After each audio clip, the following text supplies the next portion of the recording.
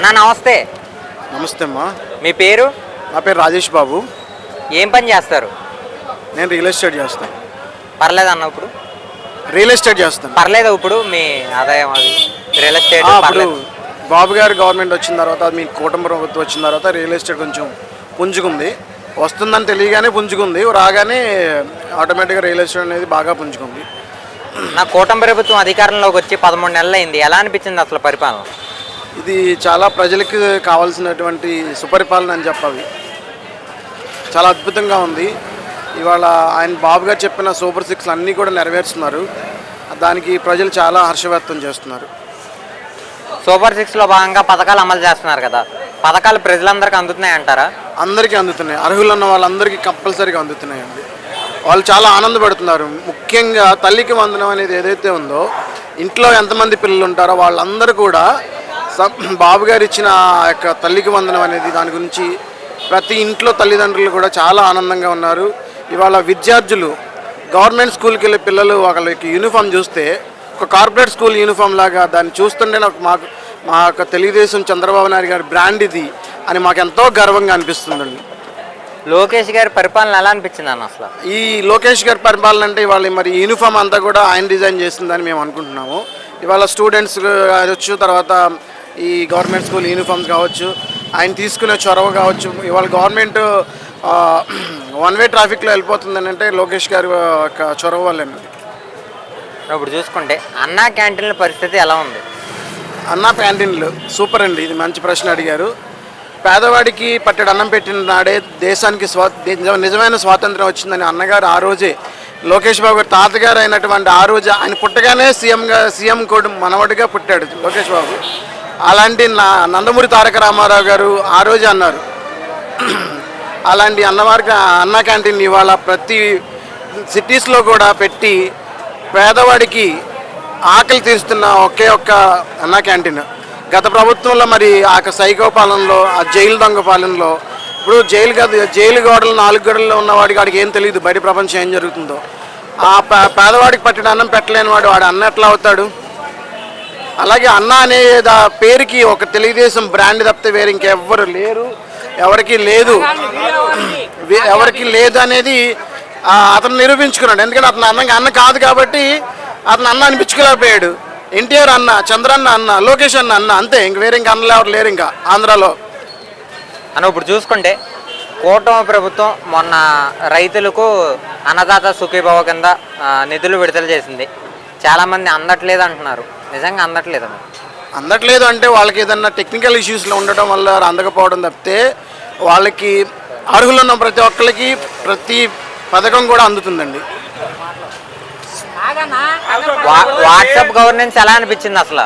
ఏది WhatsApp governance ఎలా అనిపించింది? వాట్సాప్ గవర్నెన్స్ ప్రతి ఒక్కరికి కూడా వాట్సాప్ గవర్నెన్స్ అనేది ఉపయోగపడుతుంది, అందరికి అందుబాటులో ఉంటుంది. చాలా ఉపయోగకరమైన ఒక ఐకానిక్ థాట్ అనేది చంద్రబాబు నాయుడు గారికి, లోకేష్ బాబు గారికి సాధ్యం తప్పితే వేరే కొరకు లేనే లేదు. ఎవరన్నా మీ ఎమ్మెల్యే గారు? ఇక్కడ ఏలూరు అయితే బడేటి చంటి గారు అండి. ఇక్కడ మరి దెందులూరు అయితే చింతనేని ప్రభాకర్ గారు అండి. మీ ఎమ్మెల్యే గారు? మా ఎమ్మెల్యే గారు సొంగ రోషన్ కుమార్ గారు అండి, చింతలపూడి కాన్స్టిట్యున్సీ. ఎలా ఉంది ఆయన పరిపాలన? ఆయన ఎప్పటి నుంచో మరి ఫారిన్ నుంచి వచ్చిన ఆయన చదువుకున్న వ్యక్తి. ఆయన రాజకీయాల్లోకి వస్తూనే ఎమ్మెల్యే అయిపోలేదు. 10 సంవత్సరాలు సేవ చేసి తెలుగుదేశం పార్టీలో నుంచి ఆ యొక్క సీట్ అందుకుని మరి ప్రతి ఒక్క కార్యకర్త కూడా ఆయన అండగా ఉన్నారు. ప్రజలకు ఏదైనా కష్టం వస్తే వెంటనే స్పందిస్తున్నారా? ఖచ్చితంగా స్పందిస్తున్నారు అన్న. ఈ 5 సంవత్సరాల్లో ఆంధ్ర రాష్ట్రం అభివృద్ధి చెంది నిరుద్యోగులకు ఉద్యోగ అవకాశాలు కల్పించే అవకాశం ఉందంటారా? డెఫినెట్గా ఉందండి. ఎందుకంటే వాళ్ళ పెట్టుబడులు పెట్టడానికి దేశ విదేశాల నుంచి వాళ్ళు వస్తున్నారు, వీళ్ళు ఆహ్వానిస్తున్నారు. లోకేష్ బాబు గారు, చంద్రబాబు గారి విజన్ అనేది ఖచ్చితంగా వాళ్ళకి మీరుంటే మేము ఖచ్చితంగా పెట్టుబడులు పెడతామని ఎన్నో పెట్టుబడులు ఐటీ రంగంలో కావచ్చు, లేకపోతే వేరే ఇంకా పారిశ్రామికం కావచ్చు, అన్ని సంస్థలు కూడా పెట్టుబడులు పెట్టడానికి వస్తున్నాయి. ఇవాళ మరి వైజాగ్లో కూడా లోకేష్ బాబు గారు చెప్పినట్టు 2 లక్షలు ఉద్యోగాలు అనేది కల్పిస్తామనేది ఆయన ఖచ్చితంగా చేస్తారు. ఖచ్చితంగా నిరుద్యోగం అనేది దాన్ని శూన్యం చేసేంత వరకు లోకేష్ బాబు గారు విడిచిపెట్టరు. లిక్కర్ స్కామ్లో జగన్మోహన్ రెడ్డిని అరెస్ట్ చేసే అవకాశం ఉందంటారా? లిక్కర్ స్కామ్ ఏంటి? అతను ఎప్పుడో ముద్దాయి, A1 ముద్దాయి. దాన్ని ప్రత్యక్షంగా మన చిన్న పిల్లవాడిని అడిగినా చెప్తారు. ఇవాళ లెక్కర్ స్కామ్ ఈ రోజు వచ్చిందేమో. అధికారాన్ని అడ్డు పెట్టుకుని ప్రతి ఒక్కటి అతను చేసిన అవినీతి, ప్రతి ఒక్కటి అతను చేసిన అవినీతి. ఖచ్చితంగా అతను ఈ రోజు కాకపోయినా రేపైనా ఎల్లుండైనా అతను జైలుకి మళ్ళీ వెళ్ళిపోవాల్సిందే అని. ఇప్పుడు చూసుకుంటే ఒకవేళ జగన్మోహన్ రెడ్డిని అరెస్ట్ చేసినట్టయితే తర్వాత పార్టీ బాధ్యతలు ఎవరు తీసుకుంటారంట? అసలు పార్టీలే ఉండదు. పార్టీ బాధ్యతలు ఏంటి, అసలు పార్టీనే ఉండదు అసలు. అంటే 2.0 పాదయాత్ర అంటున్నాడు. పేర్లు చెప్పడానికి సినిమా టైటిల్ చాలా వస్తాయి.